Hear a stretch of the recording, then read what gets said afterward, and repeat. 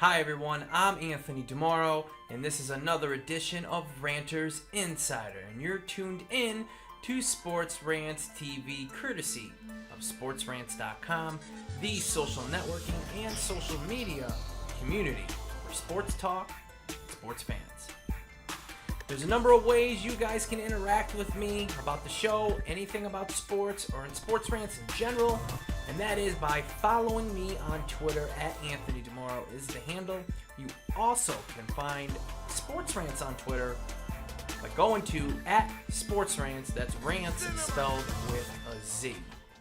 And of course, we would like you to come on over to our social networking community that I just kind of mentioned. At SportsRants.com, memberships are free. That's right, I said free, and you can share your sports-related content and thoughts, create your own sports blog, or share your blog posts with our sports community. In this edition of Ranters Insider, we're going to talk a little bit of the NBA playoffs. I'm going to talk about the Stanley Cup playoffs, and I'm also going to answer, well, quite a few questions in our fan mail segment. I love it. So let's get right into it, and let's start with the NBA playoffs. And now we're in our conference finals. Finally, in the conference finals. This should have been done, oh my god, like 3 weeks ago. Really? David Stern. Attention, David Stern. This isn't the NFL. We don't need 4, 5, 6, 7 days between games or series to start. I mean, it's ridiculous. How many of you out there, I mean, you can raise your hand if you want. I'm not going to see it. I'll raise my hand. How many of you are really sick of the wait time between games in the NBA playoffs? Maybe it's just me and I have selective memory or just poor memory, but I don't remember it ever taking this long about a decade ago. I like my playoffs to be as fast-paced as the action. And for a fast-paced sport like basketball, they need to follow the mode of hockey. Yes, NBA, take notes from the NHL. I lose interest. I forget your series are going on. And basically, you lose the momentum. In my opinion, fans live in a society of instant gratification. And you need to start displaying this in your product. Having us wait 3, 4, 5 days between games and almost a full week between series to start, the end of a series, to go into another series, is ridiculous. Baseball's looking at you and saying it's too damn slow. It's ridiculous to me. Hopefully NBA fixes the playoffs, but you know who's smiling about it? Well, the NHL. The NHL's smiling about it because they get pretty much the frustrated NBA fans who are going to casually come into the NHL playoff picture and start watching their games. So this is benefiting the NHL. So with that being said, my little rant being done, let's talk about the Western Conference Finals and the San Antonio Spurs, who took a 2-0 lead over the Memphis Grizzlies. What a thriller. A late surge in the fourth quarter by the Grizzlies got them into overtime, but they still fell to the Spurs. Listen, Memphis Grizzlies fans, don't worry too much about this. I mean, yeah, you should be a little worried being down 2 games, but let's face it.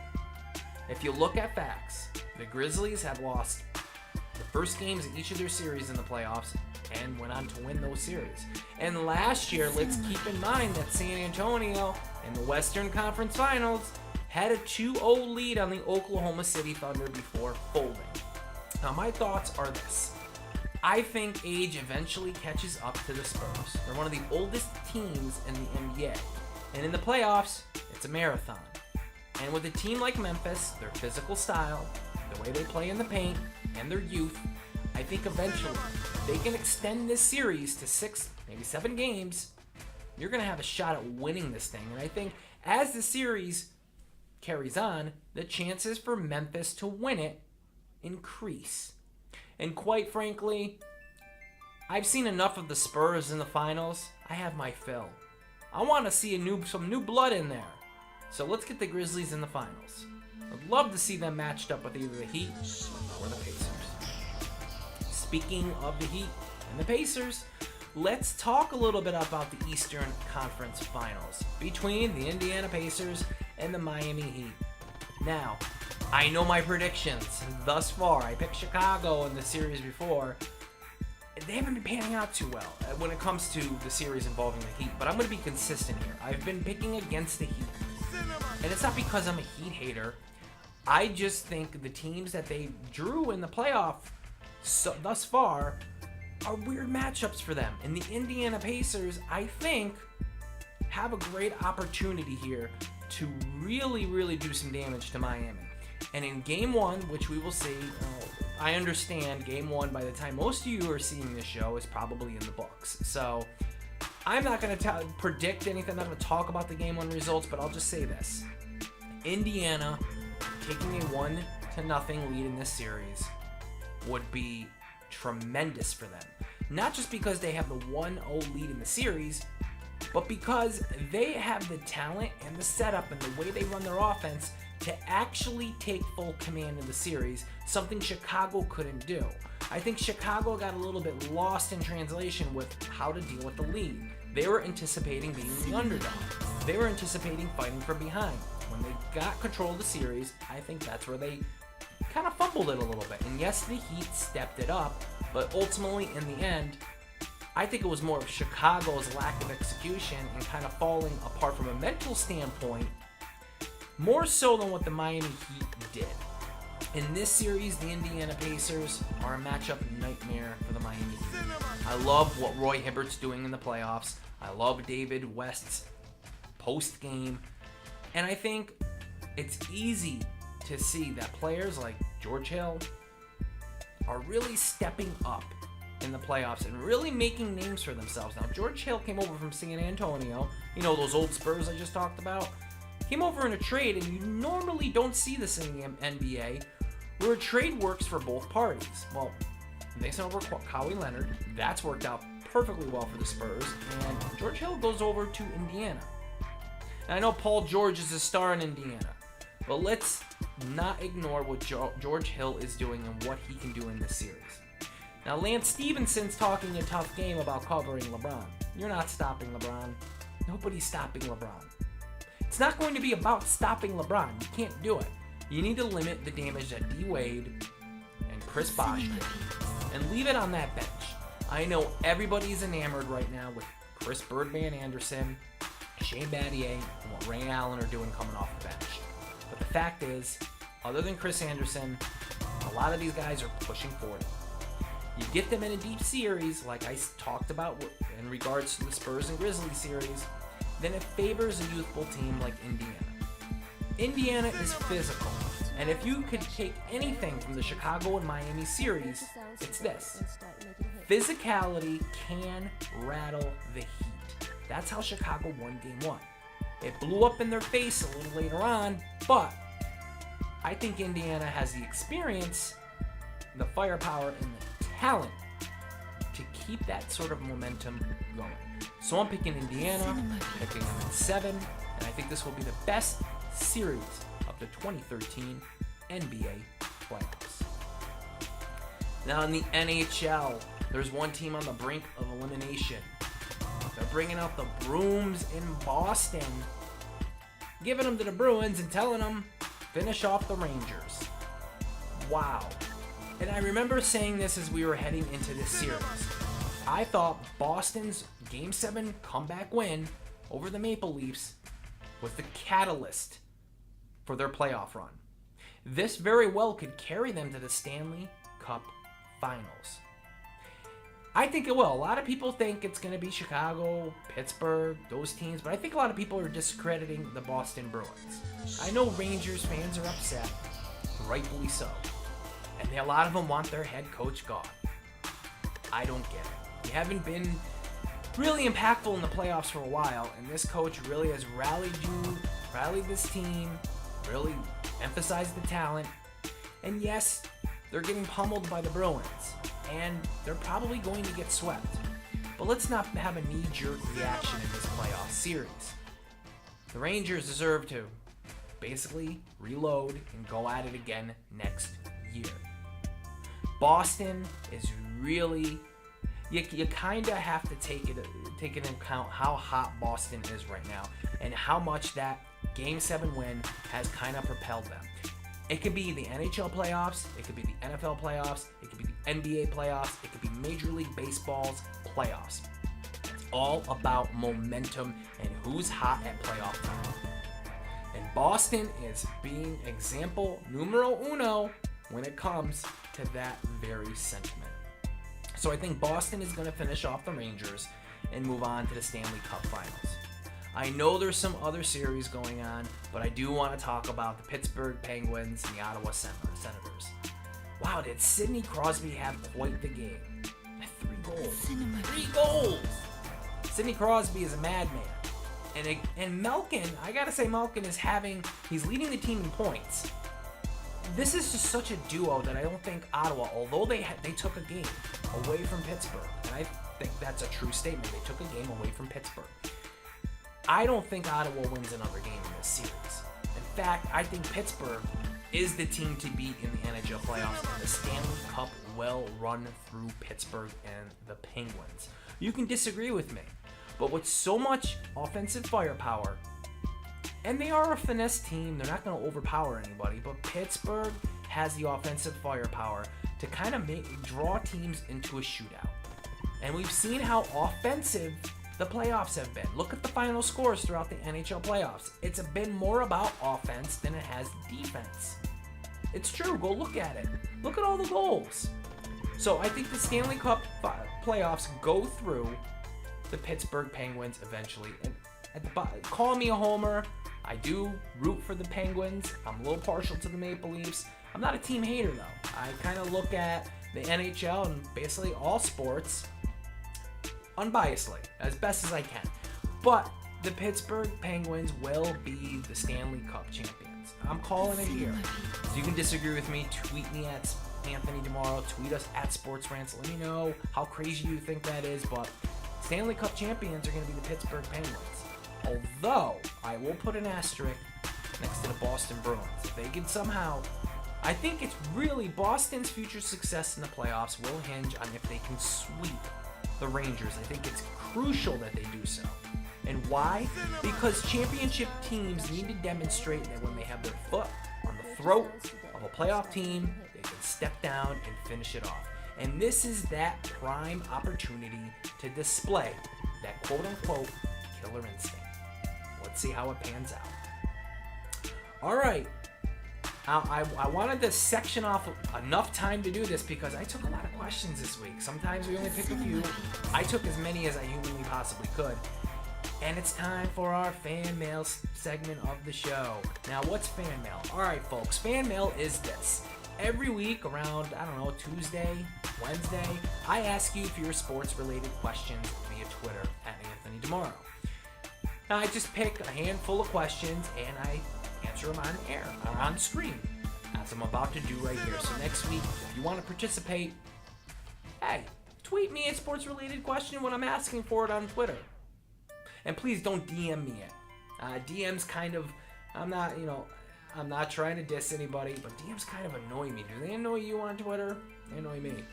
So tweet me them, and who knows, maybe yours will make the show. And if your question did not make the show, don't worry. I do this every week. Eventually, we will try and get you on screen, get you on the show. All right. So without further ado, let's roll these out. I had it upside down. Imagine that. All right. At MK Meyer, or Keemer, my bad. At M Keemer, ask me, is it best for the Celtics to part ways with Paul Pierce? Oh man, that's he's the franchise in Boston, and I think you'd be making quite a statement to get rid of Paul Pierce. I would like to see Paul Pierce not pull J.R. Smith type stuff in the playoffs, trying to shoot himself out of slumps, because I felt in that game, that last game they played, Paul Pierce, putrid shooting. To me, it falls more on Doc Rivers having to pull aside his star and giving him a little bit of a reality check. Hey, pass the damn ball. We saw how it worked out with the Knicks. We saw how it worked out with the Celtics. I think Paul Pierce needs to kind of fall back into more of a, complimentary role. He can't be the star there anymore. Do I think they get rid of him? That contract? Possibly. But I would I'm old school. I want to see Paul Pierce retire as a Boston Celtic, where he started his career. Kevin Garnett would be probably the best option to get rid of, along with Rajon Rondo, if you're going to do a rebuild mode in Boston. They're still going to have some trade value. Teams are still going to be looking at them, especially Rajon Rondo, and you can get a lot back in return for them, including draft picks. And I know draft picks aren't very popular in the NBA. I mean, really, who cares about the NBA draft? I can't believe I just said that, but really, do you care about the NBA draft? It's not like the NFL draft. So I think your best bet is to trade Rondo, trade Garnett if you really want to do this rebuild. Build around Avery Bradley. But keep these vets in there like Paul Pierce, keep him there to show and teach youngsters the culture of the Boston Celtics. Thank you for the question. All right, Black_Eric W asks me, now that Jamie Garcia is out for the year, can the St. Louis Cardinals still contend for a World Series title? Absolutely. Listen, I know Garcia has been the story for the Cardinals with his pitching phenomenally, but you can't ignore the rest of that rotation. You can't ignore that bullpen, and you can't ignore the professional style hitting that St. Louis does. It's timely. They do it the right way, and they're not gonna fall in love with the long ball. And it's true from everything from their coaching staff to their on-field talent. I think the Cardinals are going to be right there in the end. And if you don't believe me, remember all that talk when Albert Pujols bolted in free agency? Will the Cardinals ever win again? They're actually doing better without him. It's true. They haven't really fallen off without Albert Pujols. Now, I know it's a big blow to have this loss. I mean, it sucks. It really does. But I think somebody else will step up. It's just the way the St. Louis Cardinals are structured. So I still think they're going to make a deep run in the playoffs, and if you get there, anything can happen. So thank you for the question. All right, at Big Mikey 42 asks me, here's a question: why do professional athletes always seem to act like 2-year-olds, i.e. Tiger Woods? And I think he's also referring to Sergio Garcia. You want to know why? Because ego and arrogance. We sit here and we clamor over athletes, talk about their every move, and then websites like TMZ cover them. Whether they sneeze, fart, or belch in public, it is news. You don't think that really just kind of pads their ego, inflates their head just a little bit? And when things aren't going their way, they're going to have blow-ups. And they're just like regular people like you and I. They're going to have blow-ups. We're going to be immature from time to time. So, to say that professional athletes always seem to act like children, I think always is a little bit of a stretch. I think more than occasionally is probably a little bit more accurate, but I would blame that more on the ego and the arrogance than anything else as far as like a character standpoint. You have people catering to you, kissing your ass your entire life. You're going to think you're entitled to some things, and you're going to be more prone to instances to blow up and have a hissy fit. So I don't know if that's the reason for Sergio Garcia. I think he's truly threatened by Tiger Woods, and there's no excuse for his comments about fried chicken and having Tiger Woods over for dinner. I think it's a little ridiculous. Sergio Garcia and Tiger Woods don't get along. That's no secret. I think Sergio Garcia should worry about beating Tiger on the course rather than trying to beat him with comments. It's to me, it's tacky. And I'm not a Tiger fan. I really don't care what he does in his personal life. I find him to be. I just have had enough Tiger in my lifetime. Sergio Garcia does nothing for me either. I don't like those comments, and I think he comes off worse than Tiger Woods in this scenario. So that's what I think about that. Thank you for the question, and thanks for participating. At Mets_Byron, he asks me, is this the year the Pirates turn all of the negativity that surrounds the organization into a positive? It seems like the past few years we've been asking this same question. Is this the year the Pirates finally do it? Listen, if it was the first half of the baseball season, the past couple of seasons, the Pirates would be right there in the playoffs. Their problem hasn't been, in recent memory, or recent history, the first part of the season. It's the second part of the season, after the All-Star break, that really, really haunts them. They seem to be getting good seasons from AJ Burnett and some of their pitching staff. I know Andrew McCutchen's out doing what he does best there, and I know Russell Martin's even, showing some pop behind the plate. But at the end of the day, it's all going to be about the Pirates. Pirates showing that they learned from their past experiences. Really, really getting on the second half of the season. Nobody's crowning champions before the All-Star break. They're crowning them after the World Series. So I think once the Pirates grow up a little bit and learn that, they'll start turning this all into a positive. I think they're getting closer. I hope they are. I'd love to see the Pirates in the playoffs. We'll see how it turns out. And thank you for participating. All right.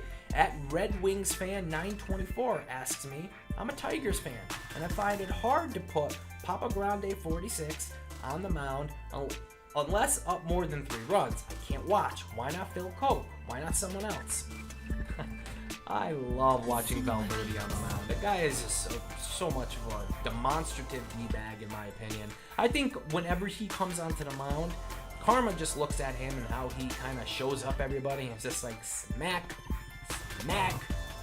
I'm a Yankees fan. I hate his theatrics on the mound. I find them a little disrespectful and tasteless, and I think other teams do too. Valverde should focus more on his game. And really, Detroit, Phil Koch isn't a closer. He's a setup guy. He's a middle of the bullpen reliever. He's the type of guy that if they need him to, he can go more than 1 inning. I don't think Valverde has that pop. I think if you're going to get him for 4 or 5 batters, that's his cap. So that's why they're kind of stuck in this position. I don't think the Tigers bullpen is that good to kind of make interchangeable parts out of the people in their bullpen, a la Phil Koch. I'm not a Valverde fan, and frankly, I'm sorry that he's on your team, but hey, you know what? I think it's just karma coming back and bite him in the ass with his horrible performance. A couple years ago, he's all doing his little dance on the mound and everything else, and now he can barely get out of AAA, and now he finds his way out, by way of default to the Tigers lineup. So I'm sorry, but that's why I think Detroit's going. It's the best case of the worst scenario, so that's why he's there. Thanks for participating. Thank you for your question.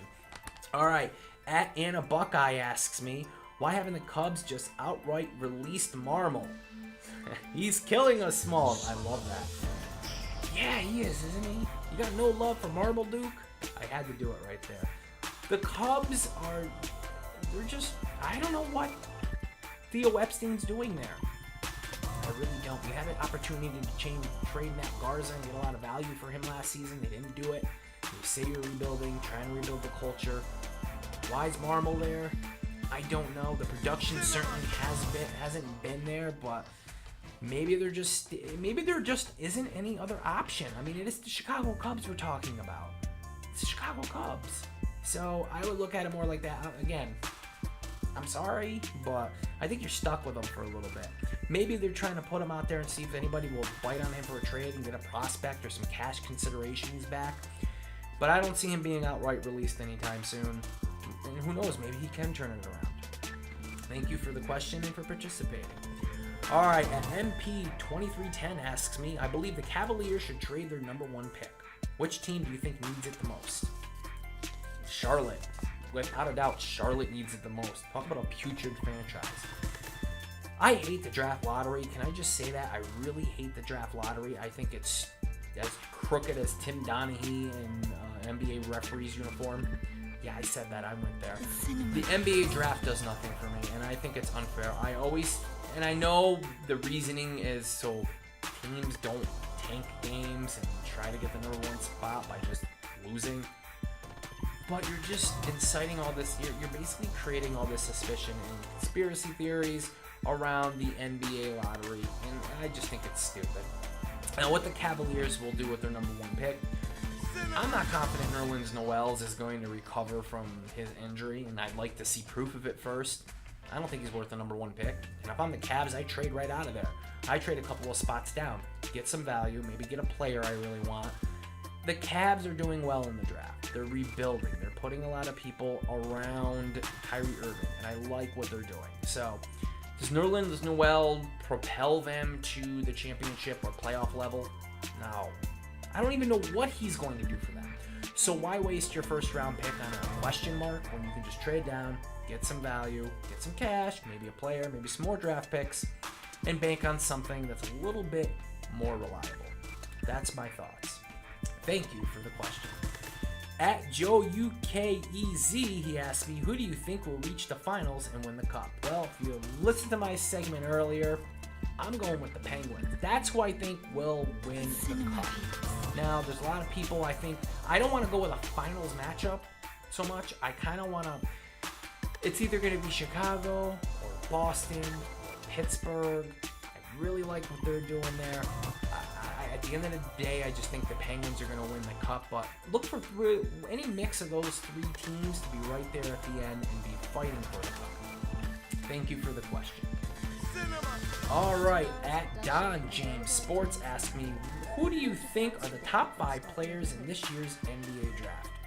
Trey Burke, definitely. I'm a Michigan fan. I love what he does. I love the leadership. I think he would be great. I know a lot of people are complaining about his size, but this isn't a Trojan commercial. Size doesn't matter in the NBA as far as I'm concerned when it comes to point guards. Yes, it's a great advantage to be bigger and bulkier, but Trey Burke has something that isn't measurable. That's heart. He's got a lot of heart. He can take the big shot. He's not scared in big moments. Not scared in big games. Yes, during the NCAA tournament, he had a little bit of a snafu. He had a bad game here and there. But overall, Trey Burke took big shots. I'm not going to go through the top 5 players in the draft, but I'll name you some players that I think we should really watch out for. And he's one of them. Trey Burke. Definitely like Trey Burke. Nerlens Noel could be one of the best players to come out of the draft. But I'm just not sure what Nerlens Noel we're going to get. Now, he's young. He can recover from the injury. Yes, but those are my top 2 players right there in any particular order. I like both of them. I don't know how to rank the top 5 players, to be honest with you. I don't know really how they translate over in the NBA. I mean, you got foreign players to take into consideration. And to be honest with you, there's so much college basketball out there.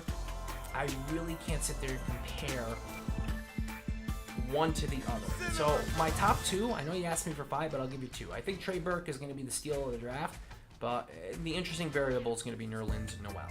Thank you for the question. At the realist JMac asked me, if you had to form an Avengers-like superhero squad with athletes, who would you pick? That's such a great question. All right, I'm going to pick LeBron James from the NBA, just simply because he's a damn beast, and NHL, Sidney Crosby. Sidney Crosby because, well, he's a damn beast too, and, I think when it comes to scoring potency and everything else, I think Sidney Crosby is the most well-rounded player in the NHL, so I'll pick Sidney Crosby. So we got LeBron James, Sidney Crosby. In the NFL, Tom Brady. I'm sorry, ice water runs through that man's veins. He doesn't seem to be aging. Tom Brady gets my vote there. And Major League Baseball, Derek Jeter. I want class. I want somebody who's got character. That's what makes up superheroes, right? Derek Jeter.